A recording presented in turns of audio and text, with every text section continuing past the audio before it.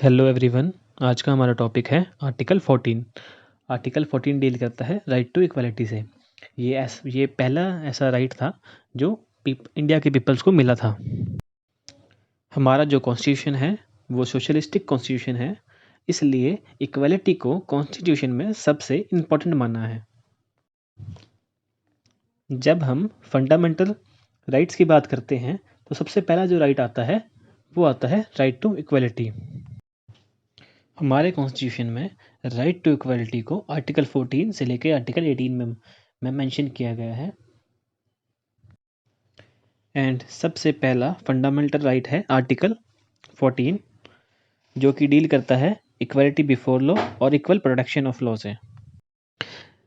Next हमारे पास case आता है इंदिरा नेहरू गांधी वर्सेस राज नारायण का।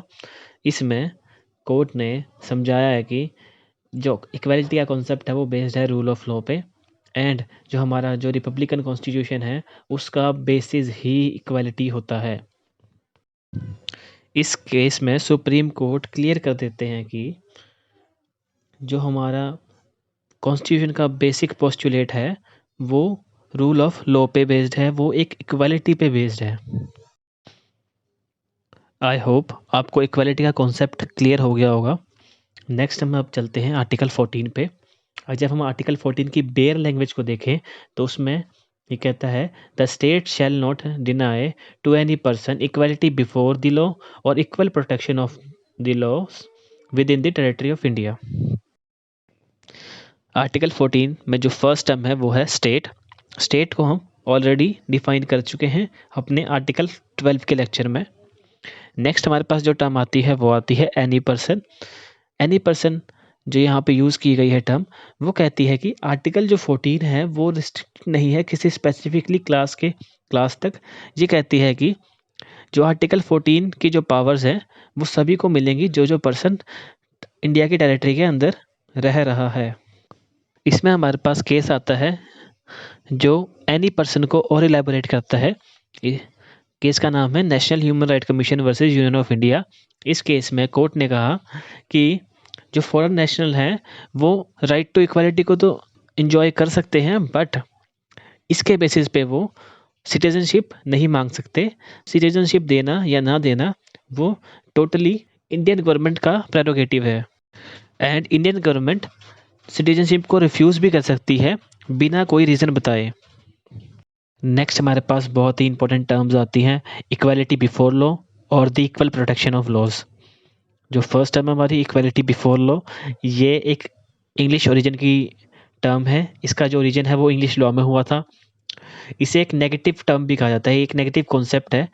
नेगेटिव कॉन्सेप्ट किस सेंस में है, क्योंकि ये प्रोहिबिट करता है किसी भी पर्सन को कि किसी भी पर्सन या किसी भी कम्युनिटी को स्पेशल प्रिविलेज नहीं मिलनी चाहिए। सेकेंड हमारे पास जो टर्म आती है वो है इक्वल प्रोटेक्शन ऑफ लॉज। ये एक अमेरिकन कॉन्सेप्ट है। It means everybody has to be treated alike. ये कहता है nor shall any state deny to any person within its jurisdiction the equal protection of laws। कि कोई स्टेट किसी person को डिनाई नहीं कर सकता जो उसके जुरिस्डिक्शन में रह रहा है कि आपको कोई इक्वल प्रोटेक्शन ऑफ लॉज नहीं मिलेंगे। ऐसा डिनाई स्टेट बिल्कुल भी नहीं कर सकता। इन दोनों टर्म्स को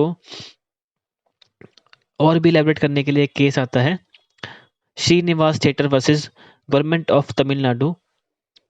इस केस में जो इन दोनों कॉन्सेप्ट्स में जो term law and laws use की गई है उसी को डिफाइन किया गया है।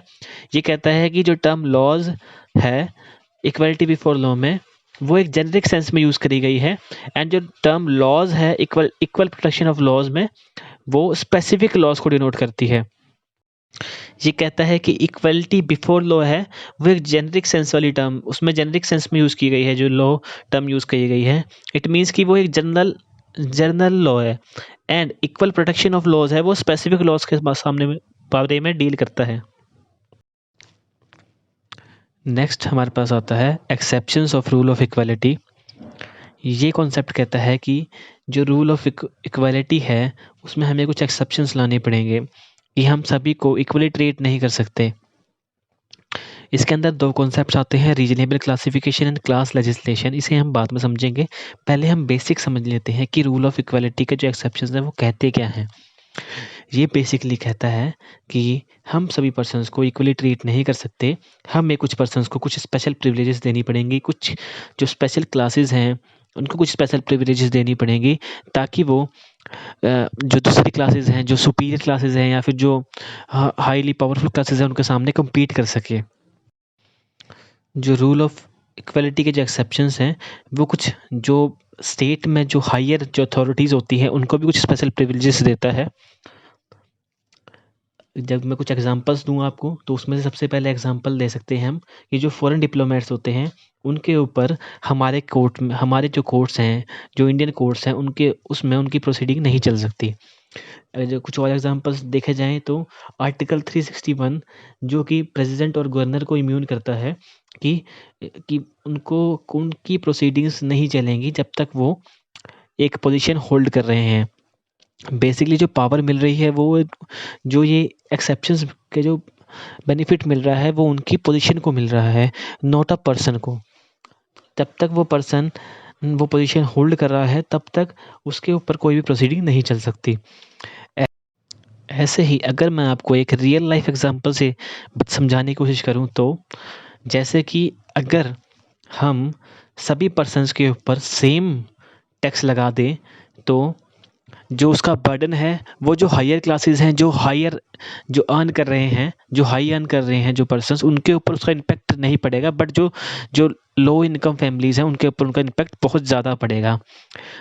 नेक्स्ट हम डिस्कस कर रहे हैं reasonable classification. It is an exception of right to equality. इसमें हमारे पास केस आता है Subhash Chaudhary versus union of India का।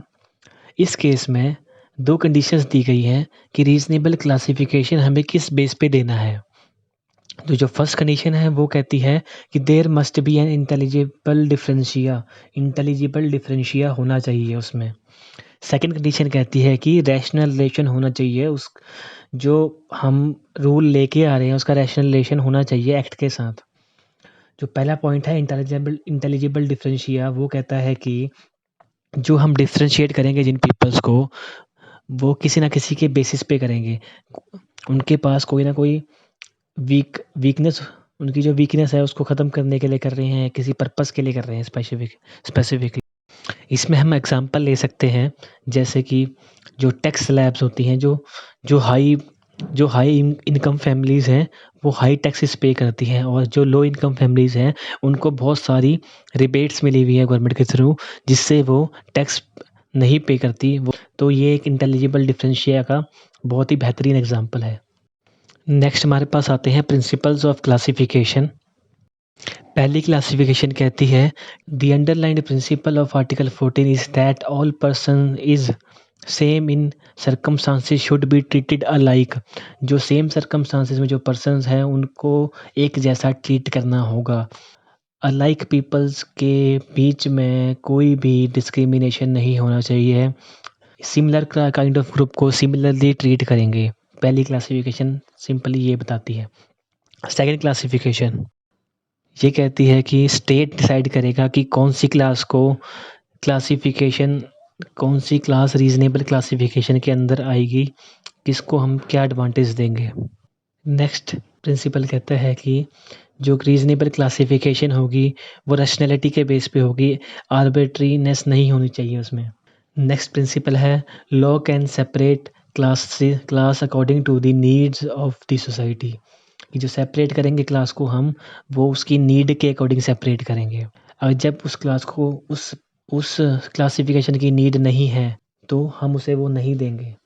फॉर एग्ज़ाम्पल गवर्नमेंट पेंशन्स देती है, जो पेंशन्स देती है वो जो एल्डर पीपल हैं या फिर जो विडोज़ हैं उनको देती है, ना कि जो वर्किंग जो एम्प्लॉयड क्लास है उनको देती है। तो there is a intelligible differentia, ये भी एक उसका बेहतरीन एग्जांपल है। नेक्स्ट हमारे पास आता है जो क्लासिफिकेशन होगी वो लेजिस्लेचर करेगा, ना कि जुडिशरी। इसका हमारे पास लास्ट टॉपिक है class legislation. Class legislation basically कहता है कि लेजिस्लेचर के पास इनप्रॉपर डिस्क्रिमिनेशन करने की पावर नहीं है। जो वो डिफ्रेंशिएशन करेगा वो क्लासिफाइड होनी चाहिए, वो एक पर्पसफुल होनी चाहिए। जो हमने प्रिंसिपल पीछे पढ़े हैं, लास्ट स्लाइड में पढ़े हैं, वो सारे पर्पस सॉल्व कर रही होनी चाहिए वो। जब उसमें से कोई पर्पस सॉल्व नहीं कर रही तो वो रीजनेबल क्लासिफिकेशन के डेफिनेशन के अंदर नहीं आएगा। अगर लेजिस्लेचर किसी को अनड्यू एडवांटेज या फिर किसी को इनप्रॉपर बेनिफिट देने की कोशिश कर रही है तो वो क्लास लेजिस्लेशन के अंदर आएगा और वो प्रोहिबिटेड है आर्टिकल 14 के अंदर। Thank you everyone, I hope आप सबको समझ में आया होगा। अपने फीडबैक्स ज़रूर दें कमेंट्स में मुझे। अगर कुछ कोई टॉपिक आपको समझ में नहीं आया है तो लेट मी नो इन दी कमेंट सेक्शन, ताकि मैं आपकी हेल्प कर सकूं, ताकि मैं कुछ इम्प्रूव कर सकूं। Thank you very much.